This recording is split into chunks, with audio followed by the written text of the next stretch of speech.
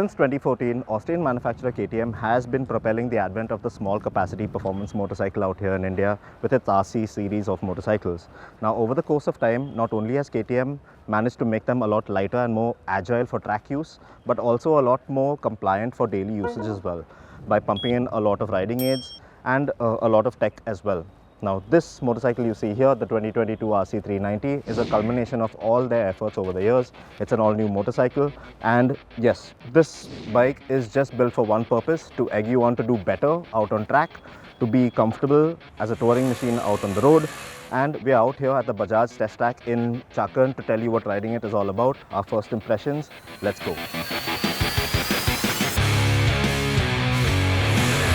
Like the lower displacement RC 125 and RC 200 models, this bike, the RC 390, has been on the receiving end of substantial number of changes. A new updated design, new chassis, slightly tweaked engine, and this one even gets some class-leading electronics thrown in as well. Now this 2022 RC 390 has undergone a complete overhaul over the outgoing model. Let's start off with some of the design and features. Taken from the front, well, as you can see, this motorcycle has been based, or it gets its styling cues from KTM's MotoGP machine, that is the RC16.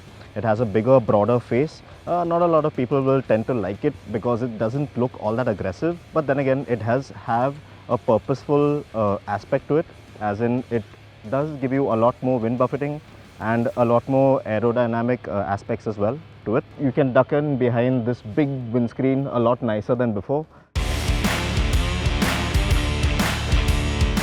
The suspension unit out front is a WP Apex upside down fork, but unlike the unit on the bike sold in other parts of the world, this bike doesn't come with the option of adjustability.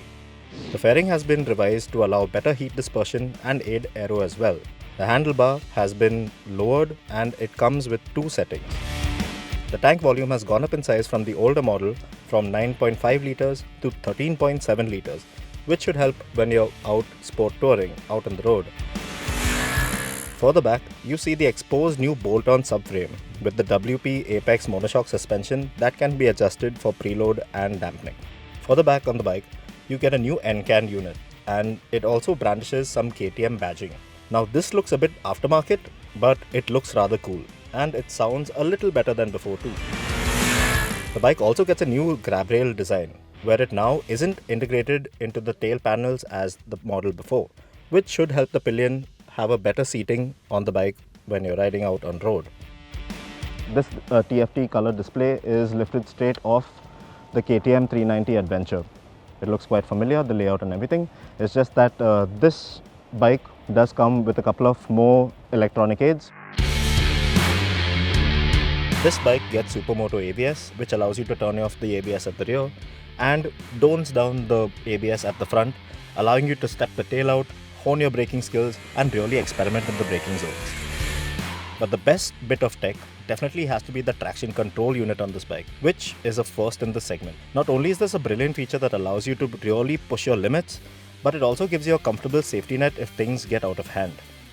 Aiding performance is a larger airbox.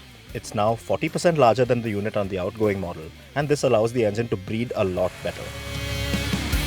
The engine, on the other hand, comes mated to a 6-speeder, and it also gets a slipper clutch and a quick shifter, which really comes in handy when you're going out hard and aggressive on track.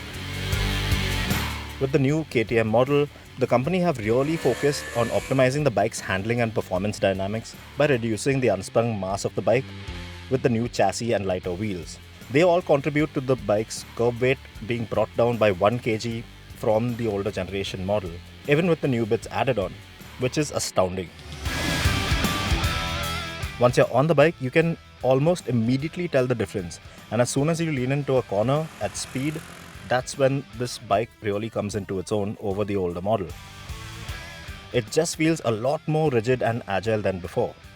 The midsection feels a lot narrower than before too, which allows you more room for your knees, and this in turn allows you to get a better hold of the bike in the bends. Turn-ins are much quicker than before, and changing direction in general is a lot easier, and this should make touring on this bike a lot better than before too. Alright, now to sum up the 2022 RC 390.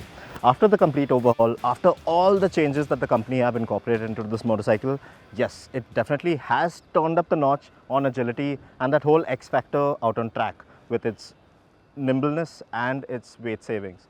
But then again, not only is this machine a track focused bike, it also has improved on its daily rideability as well.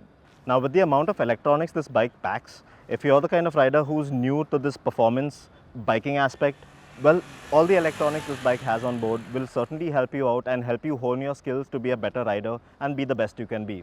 Well, on the other hand, if you're a more seasoned rider, you can switch all the electronics off because they are all switchable, and that's a fantastic thing. So it really is a bike that caters to all walks of life. Now this bike will set you back by around 3,14,000 rupees, which is a good 35,000 rupees over the outgoing model.